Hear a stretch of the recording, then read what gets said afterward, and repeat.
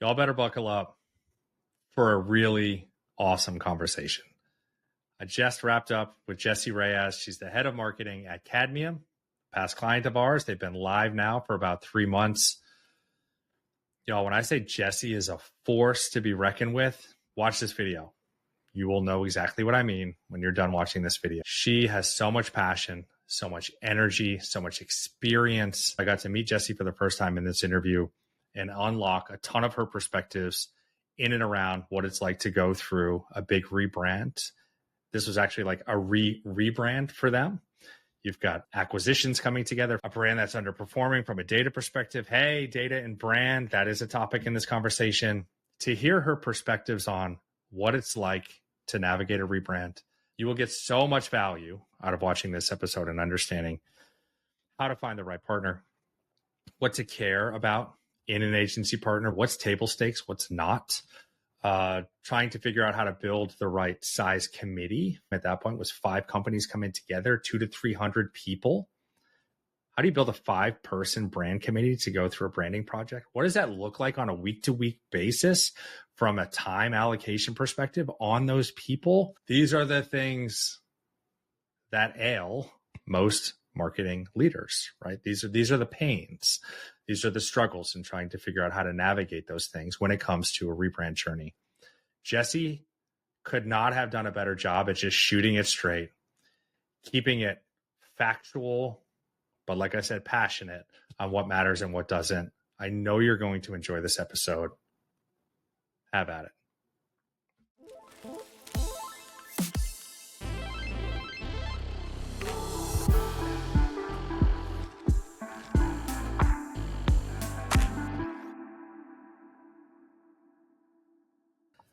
All right, Jessie, we're finally meeting. We got to work on a project together, but we've only just met in person as we talked about Miami and Martha's Vineyard and all types of cool things pre-show in the green room, if you will. But here we are. I'm excited to record with you and talk about the Cadmium project. Talk about, what do we want to call that? Is it a rebrand? Is it a refresh? Everyone gets caught up on words now. What do you call it? It's actually a rebrand because they have rebrand before. So this is like take 2. Okay, take 2. Well, maybe we'll unlock a little bit of that in the conversation. But before we dive in, can you maybe just introduce yourself, tell people who you are and what you do? Sure. So I'm Jessie Reyes. I lead marketing here at Cadmium. I'm one of those weird people who knew what they wanted to do in college. So I've been in marketing for almost 20 years now. Believe it or not. Wow. I've done all the things. I think. You know, I don't know if it's congratulations or like, here are the keys to the insane asylum. So, believe it or not, even when I started, social media wasn't as big in business and B2B as it is today. So I'm unfortunately that old. I was going to say, you're reaching both of us. Well done. So, I also say I'm the person you hire when things aren't, fine and fantastic, right? If everything's running smooth, you're not going to hire me. You're going to hire me to like fix things, to build a team, to kind of like a fixer-upper type of marketing role. Like, we're not sure what to do. We need to build a team. We need to, get all these things in place. And that's usually when I come in. So I was brought on to lead Cadmium's marketing post-merger. At Cadmium, just to take it back to what we do, we provide software in the event management and continuing education space, right? So we work mostly with knowledge-centric organizations, associations, higher ed, medical institutions, those kinds of businesses. Our 2 main products are event technology. So everything when you think of like registration, live streaming, that kind of stuff. And then we also have learning management systems. So when you're like, you have to take a course and then you need credits for a certification or continuing medical education, those kinds of courses. So those are our big 2 pillars. Okay. Yeah, great. Going back to what you said earlier, I love how you positioned yourself, quite frankly, which was the people bring me in when there's broken stuff. Well, yeah. And I love that. We all have those days and I'm like, you know what? You need to get a job that is just doing this one thing and not trying to solve all these other problems. Yes. Yeah, And flipping then, burgers. yeah. And then the next day, I'm just like, you would be so bored out of your mind Yeah, if you didn't good for have you. 50 million things happening and trying to, I hate this analogy, but it was like, build a plane while we're flying it, but it's exactly, sort of the Yeah. position I always end up gravitating towards. Yeah, I think that's a position you should own. Like the world is hungry for people like you, right? People like they can tag in that like to walk towards the fire. So props for being that person. Thanks. All right, so let's dig into that a little bit then. My first question is, how did you know, or how did Cadmium and the collective kind of M&A activity know that it was time to go through the rebrand? Was it simply because it was obvious through M&A? So when the companies merged, there's always a big push. We were merger PE backed company, right? Mm-hmm. There's always a big push when that happens to go to market with this new thing, right? Like we brought this together and this together, and like, let's package it and go to market and get out a new website and new colors and all this. So all of that had kind of happened, and it was like coming to fruition as I joined, right? Like all of that. Okay. Like let's do it. The team has already agreed to go into the market with this content and this new website and all these things. I'm like, okay, sure. Let's do it. Let's, see that through. Then we launched and we start tracking, right? That's one of the first things I do. I track anything and everything. I always, if I can tell anybody in this, in a position, start tracking. Oh, but I don't have this. I don't have that. The CRM system isn't in place yet. Who cares? Use a spreadsheet. Track whatever you can. Get numbers, get some sense of numbers, and then as you implement a CRM or as that even gets better, then your data gets better, right? Mm-hmm. So let's start with some sort of base point. And I usually join companies where there hasn't been a lot of tracking. Mm-hmm. So we start tracking. Thankfully, we never turned off our legacy websites. So each of the legacy. Oh, interesting. Okay. We never turn them off because I'm like, where do our leads come from? Nobody knows. I mean, we don't know. Yeah, don't turn anything off. Don't turn anything off. Like, stop. Yeah. Stop, drop. Like, do not turn anything off. You have to keep your engines running. Like, I don't know what's working. I don't know what's not working. So let's just not do anything. Let's just not do anything, but let's just not turn anything off. Let's just continue doing these things. Yeah. So I started tracking, and lo and behold, all our legacy sites that's where our leads are coming from. Those are the leads with the highest conversions are coming from our legacy websites. So you start saying like, we have a problem. Like, we're going to turn off those sites. And clearly that value from those sites is not being communicated over here. Sure. Yeah. So you start saying we might need to start rethinking about how we've positioned ourselves. We might start rethinking about the landing pages and all that stuff. So it wasn't really to like, oh, let's get a pretty new logo and look more sophisticated. No, it was lead driven. Great. We're going to lose leads. We're eventually going to have to turn off those websites. And then what do we do? Yeah. So that's where the conversation started happening. Fantastic. I can tell out of all the interviews I've done, and I love all of those people too, nobody has answered that way in such a data-driven perspective. I really love that you were able to bring that. And I'm happy that was the case, honestly, because in brand, numbers and data is always this elusive gray area of like, well, does it affect that? Does it help it? We'll kind of get more into that later, but I love that was the pain point, and then kind of like spawns this project to actually help that pain point. All right. Now you have the challenge of figuring out who you're going to work with. Right. And I'm on the other side of that. So I can only assume how many options there are, and everybody's prices are all over the damn place, and everyone positions themselves differently as a service provider on my side. So without, I guess, maybe saying exactly why you picked us, what were you looking for? Like, what was part of your criteria in finding the right partner? And was it hard? Yeah.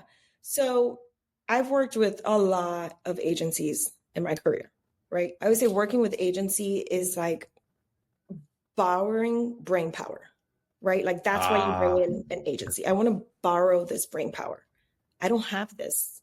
There's skill sets that I do not have and that I do not have on my team.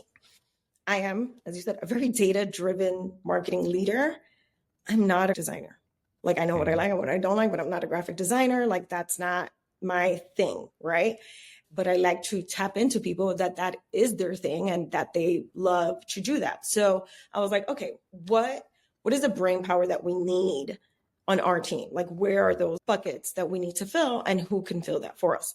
The other thing, which I think is the whole like catalyst for the decision to go with Focus Lab, is, once again, we are a PE-backed merger, and we needed somebody to understand what that meant, right?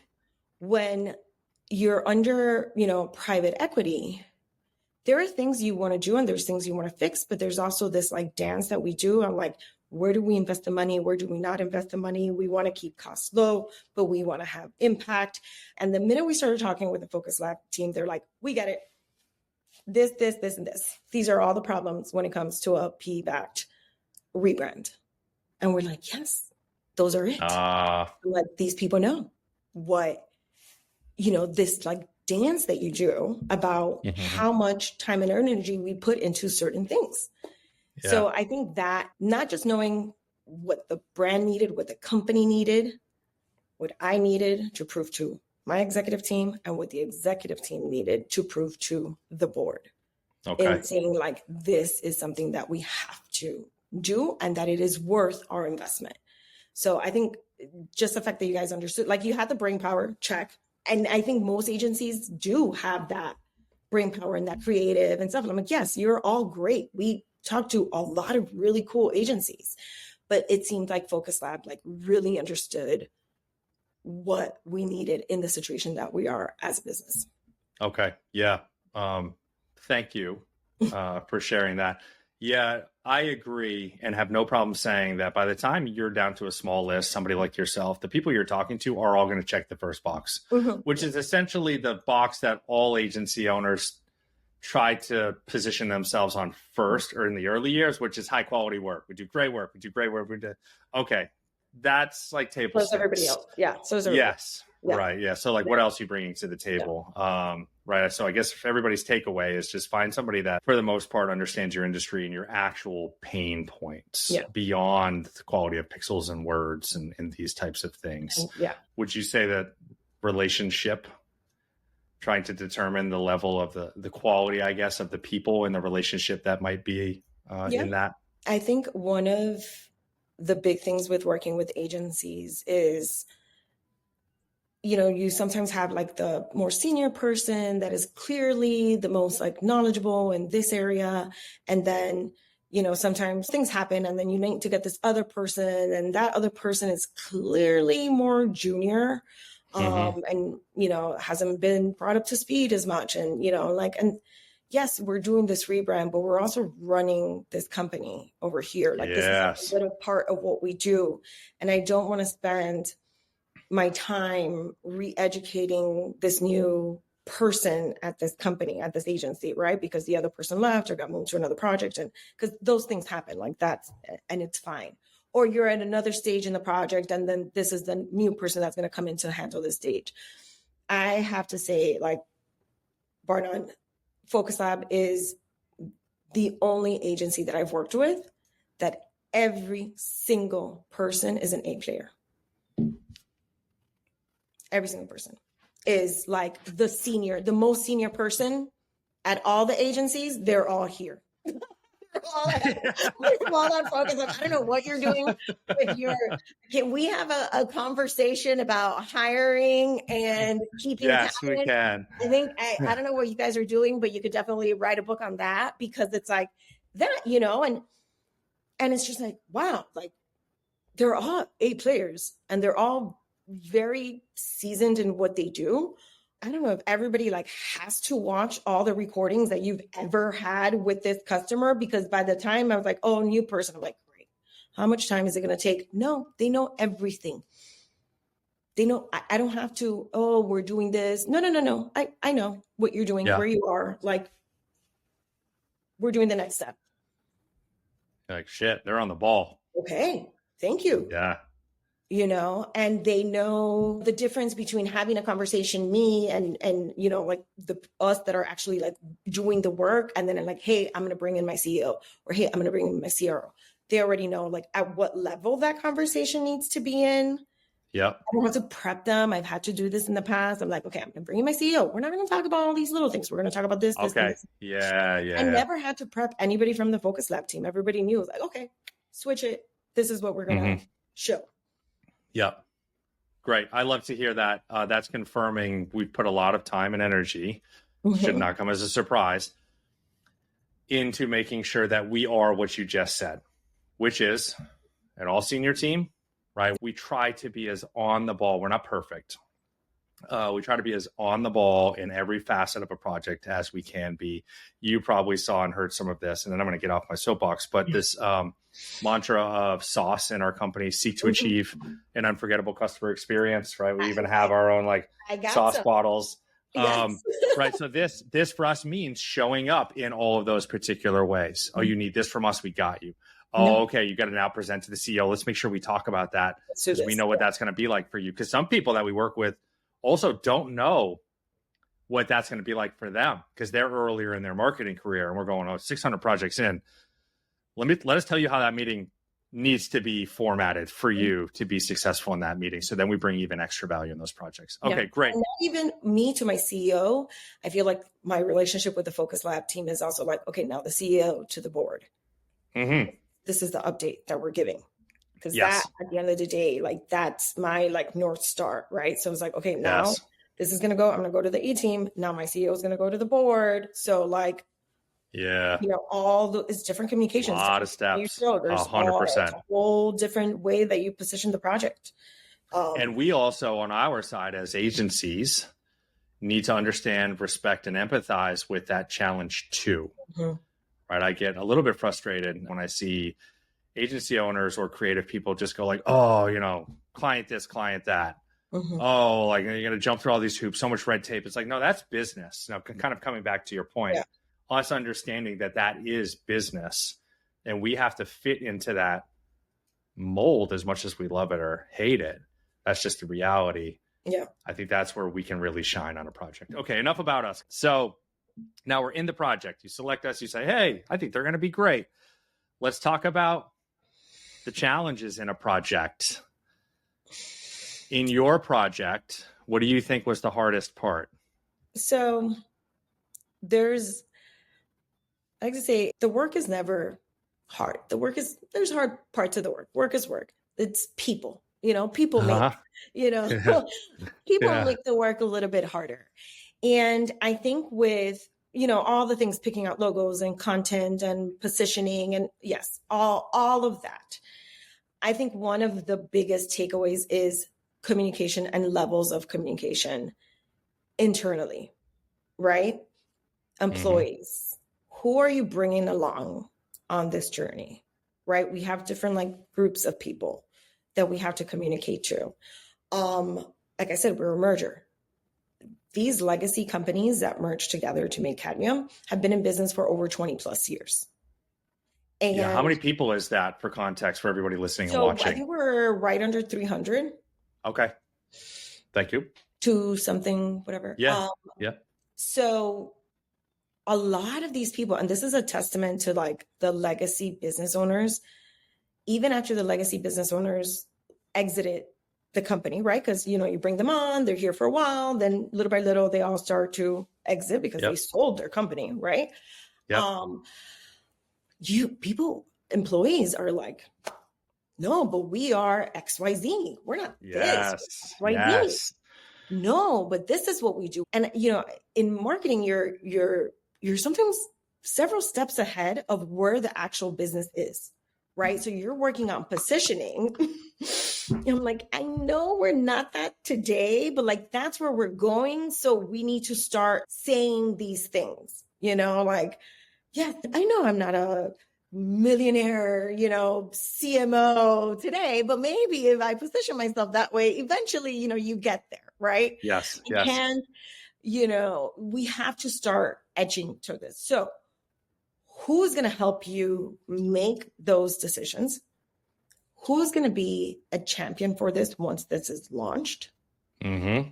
Sometimes those people are some of the people that you think are your biggest critics or people that might not really like you in the company. That's fine. Mm-hmm.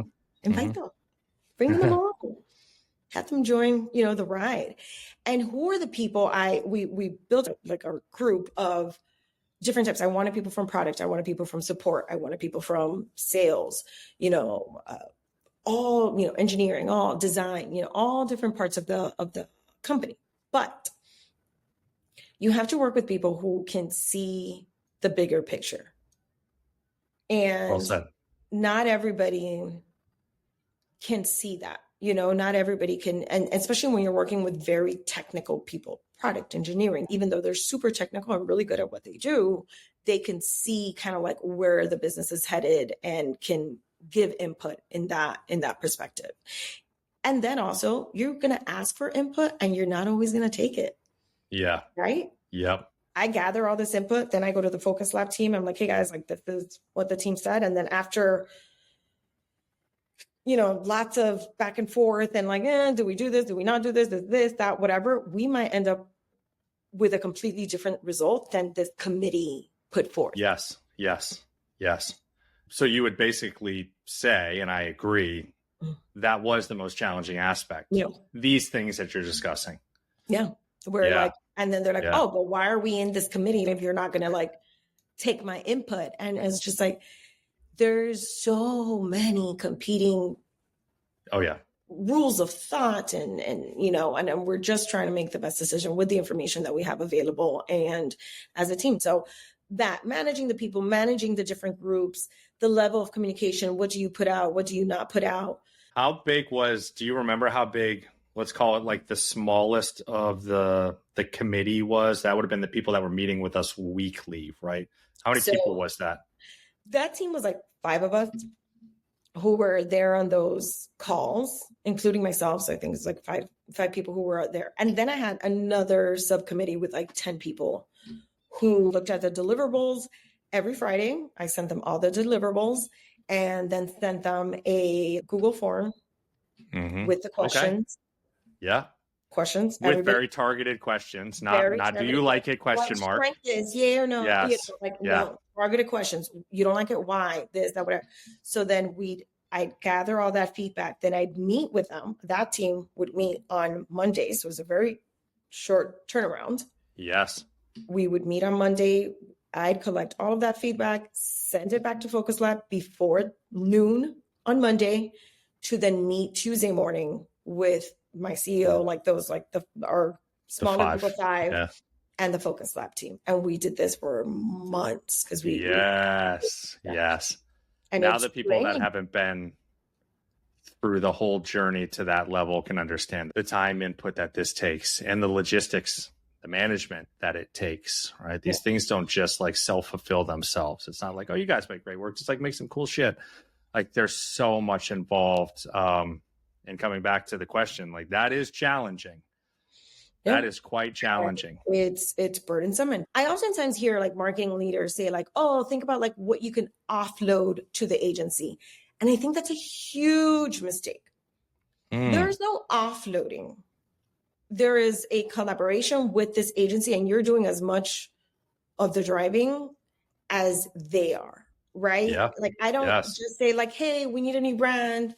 Boop, go give me. You're the brand experts, like figure it out. Yeah. No, there's a lot of work, a lot of questions, a lot of conversations that need to be had. Like you guys do a very good job of like knowing the questions to ask and knowing to be like, is that true? Companies say, oh, our customers don't like that. And you're like, is that true? Or is this just a lie that you've been telling yourself for 10 years? Yeah. How do you know that to be true? And there's all these conversations and all this work. You're not going to get around doing the work. That's right. Got to do the work. You have to do the work. The executive team has to do the work. Yes. Amen. Like there's not, because then if you do get around, if you do offload it, guess what? I would say I'd probably bet at least 70% of the time, you're not going to be fully happy with the outcome. Sure. Yeah. Because you didn't do the work. And if you're not fully happy with the outcome, you can't champion it, to use your Of words earlier, course, right? yeah. You need leadership to champion this thing. I was speaking with Casey Carey. He's the CMO of a company called Quantive that we worked with. And he was talking about in his interview where he would go into that tight group committee, which I think also included ownership or CEO, founder. And they had this mantra. I wish I knew it right off the top of my head, but it was this idea that like we can bicker about and disagree on anything we want in here, but when we leave this room, we are one single opinion and everybody's on board. And I just think that's so powerful, right? This idea of championing it, because you got to do that. You got to hold it up and say, this is it and this is where we're going. Not, yeah, we're like doing a thing. People are like, yeah, I don't know. This leadership sets the tone for so many things. Yeah. And that's not right. just leadership at the executive levels. Every company has leaders that are not in leadership roles. Say more. Yes. Right? You know, who are those people? And you want these people involved because you need them to say, yeah, this is the way forward. Like this, it makes so much sense because XYZ or whatever. Like you need to get those people involved. We think of like the executive team as like this holy grail. No. It's all of us together. And yes, they might like sign off on certain things, but it's all of us together, like building this and putting this forward. So, yeah. I know that's going to get cut out as a short clip and shared on social. Thank you for saying that. I couldn't agree more. And I think people need to hear more of that. All right. So challenges. Yes. We talked about them. And I guess I'll just come back and note really quick. 300-person team, give or take, 5 people. As the brand committee on this giant effort. Like there's a takeaway there for everybody to understand, right? This is the job is not to get 30 people together. We all know that that doesn't work, right? We see it everywhere. Everybody says it doesn't work. Some people still try to do that. 5 is a great size, right? You've got all your a lot of bases covered, and that's enough to do what is needed in that small committee. And then you've got the outer committee outside of that, an additional 10 people. Great job. Great job on your part of really running that well. That's a critical component of these projects going well. And going well, it doesn't mean smooth. There's still challenges, right? But like going well means finishing successfully, regardless of what happens in the middle. Running a marathon, mile 12 and 16 might suck terrible and your pace goes down, but you finished the race and you're proud that you finished it and you're successful in that, right? So these projects by and large really need somebody like you, quite honestly. We can work on projects of any size when they don't have somebody like you that kind of understands these dynamics and manages and sets the team up and has all of this great perspective you just shared, which is like we need the right leaders, but they don't need to just be ELT team members. These are what we need for opinions, but even if you disagree with it, we still leave the room as one, blah, blah, blah. That's what makes projects successful. Not pixels, not the best words ever. All that stuff's interchangeable. And that happens throughout the duration of the project. Okay, let's get to what was the most rewarding aspect of the entire project. So, like I said, with the merger, there's a lot of opinions from the employees of what kind of team they're on, right? You know, brands are not just external, they're about internal, right? And we rolled out the brand and, customers have, loved it and there's been data that it's worked. But when we rolled it out to the team and we were like, this is your new swag. And, we try to do all that kind of stuff. And then somebody's like, hey, can we purchase company swag? And I was like, what? You want to buy? It was like your money buying something with this new logo on it? I thought that was amazing, right? Because it's usually like, they send me this cup. Great, fantastic. But the fact that somebody's like, oh, in this portal, can we go and if I want to get a sweater or this or that, I was just like, that's awesome that an employee would actually want to spend their own money to purchase this. I thought that was a big win internally. Yeah, they want to embrace it. Yeah. Right? And I think that for a lot of companies, that is their number one mission, especially in an M&A kind of scenario.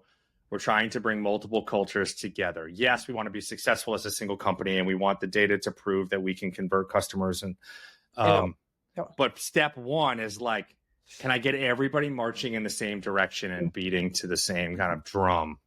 Yeah. And I would assume that if people are saying like, I want to rep that so much that I'm willing to pay for it, like that is starting directionally, Like, that is moving. Yes. in the right way and stuff. And I just, and of course, for every person you say, oh, this is great, I'm sure there's plenty of others who are like, that was a waste. Sure. These are very opinion-based things. People are like, oh, I don't like it. Yeah. Okay, well, oh, well. But having an employee just reach out like that, I was like, we're starting to turn the tide. There it is. Yes. It's that little bit of the new wind in the sails. Mm-hmm. Awesome. I love that. So how long has the project been live now? Now we right after like July, so not a couple months, like September, October, 3 months, give or take. Yeah. So relatively new. Website has been live. So we had a user conference in July, and then we gave them a sneak peek at the user conference. I get to have my Oprah moment where like everybody gets swag and this is the thing. And, everybody came in with new swag for the customers that were there and stuff. And that was exciting to let them, oh, I like this. I like this new thing. So it's been a couple of months now that we've been up and running. Yeah. And I guess pulling off of that kind of momentum thought, it feels like maybe now everyone's continuing to gel more into like a single unit. We are one now. We know what we're trying to do, and now we can kind of like build towards that. Mm-hmm. And like I said, one of the biggest issues was the leads from the legacy sites. Yeah. Within like a month of the new website being up, finally, my main website was getting more demo requests and lead forms than my legacy sites. Great. That was going to be my question. It was going to be the ROI question. Like, is it working? Especially since we started there. It is working. One of the big things for us to figure out was like each of the legacy companies is a different product, a different product line. There's some that have very similar products. Like we have 2 LMSs. Like, why do we have 2 LMSs? Like what's the difference, And so one of the things that when they first did the rebrand, they came to market as this like one thing, like, oh, you're one solution, you're one thing for continuing education and event technology. Nobody Googles one solution for continuing education. Yeah.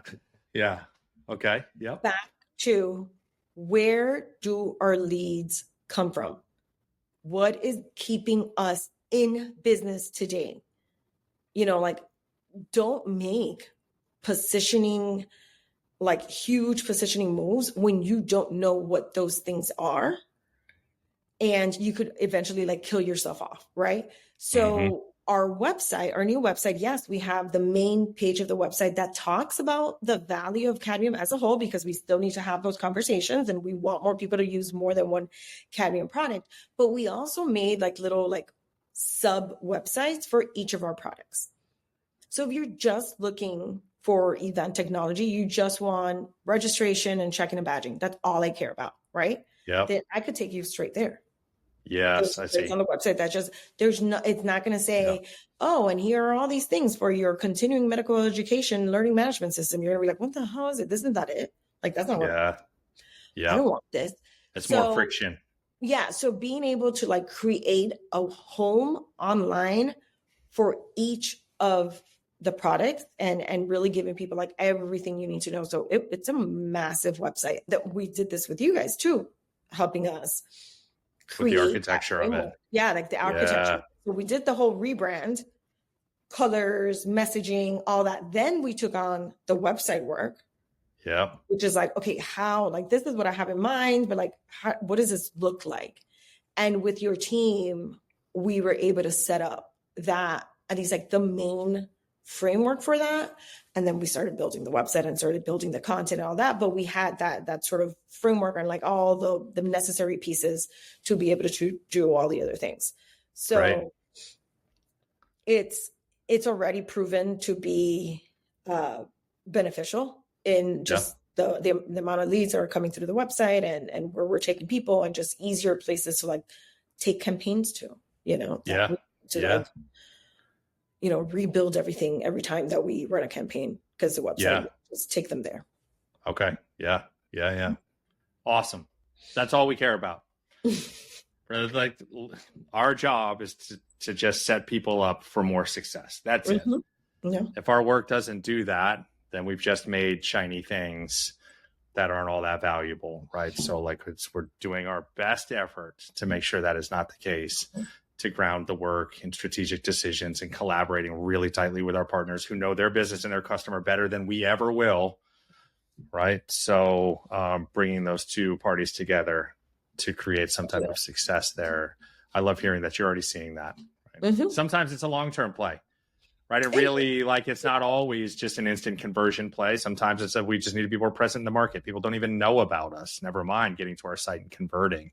But I love how data oriented you are, because like I said, we don't often have those combos, and that you're seeing that data is great. Okay, so I got one final question and I'll let us out of here. If you were sitting down with a peer, somebody kind of in a similar role as you, and they were about to go through a rebrand, and they were like, just tell me what's the one most important thing I have to do right in this project, what would you tell them?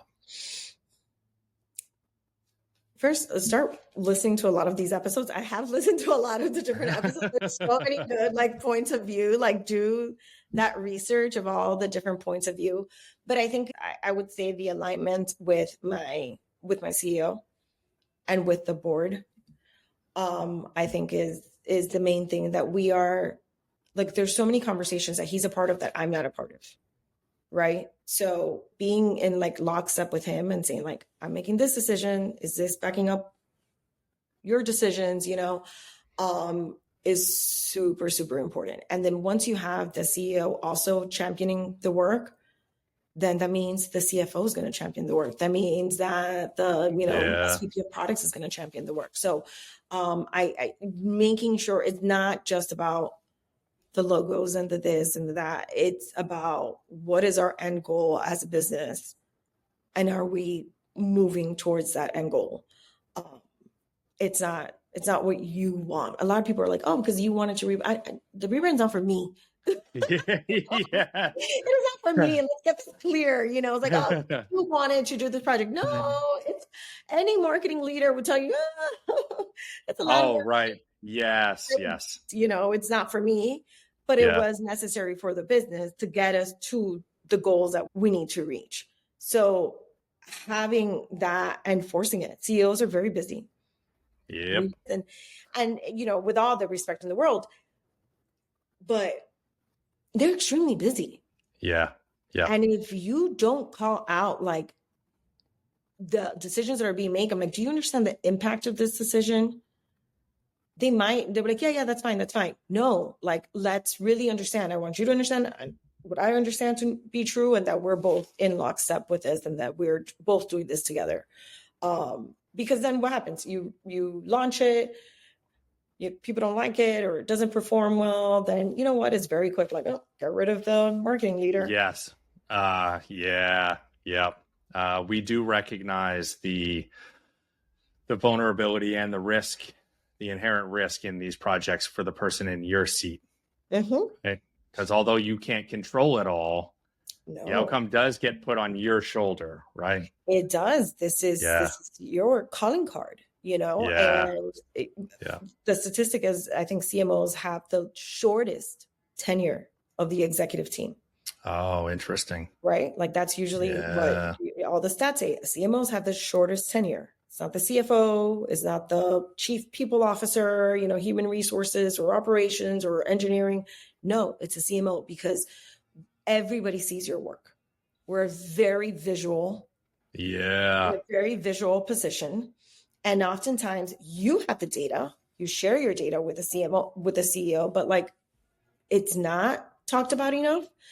Having the numbers and making sure you're like in lockstep with your CEO and the entire executive team is extremely important. If they don't want to have the conversations, you have to force them to have the conversations. Yeah. We cannot continue on this project until we're all aligned at this point. If only every project had somebody like you on it, Jessie, my life would be easier. But yeah, I didn't sign up for an easy life. Hey, you and me both, apparently. You and me both, and the same thing. I'm sure you guys get it a lot too. It's like, oh, well, the rebrand didn't work. Did it? Was it the rebrand? Was it us? Was it? Sure. Yeah. Like there's so many factors. Yes. Yeah. And I'm like, we did, we delivered, right? Your team delivered on what we agreed upon and what we said, but then it takes a whole life of its own in the company. That's right. Right. And then the market, you're judged by it. Yes. Correct. Yes. It's kind of like NFL coach that has one bad year and gets cut. And you're like, damn, but I didn't even have like great players yet or anything. Like, yeah, I haven't built my A team. I didn't get this, or we didn't have funding for XYZ. And it is what it is. Why? Because everybody sees your work and everybody can criticize it. It's a beautiful part about this. Everybody has a PhD in marketing. Yes. The word that we try to use too, which is like, this is more than marketing. Right. And I think that's also what you're saying, right? Like I'm here and I'm leading this effort, but it takes all of us to make this company successful. And this effort that I led to be successful, it takes all of us. This is no longer just a marketing play. This is like a business play. Yes. 100%. Jessie, it was wonderful speaking with you. We need to speak more. I think you have so much insight. I love your energy, love your passion. So yeah, we'll stay connected. But for now, thank you for joining the show. I can't wait for people to watch and to listen to this. Perfect. Thank you. Thank you for having me. Thank you. All right.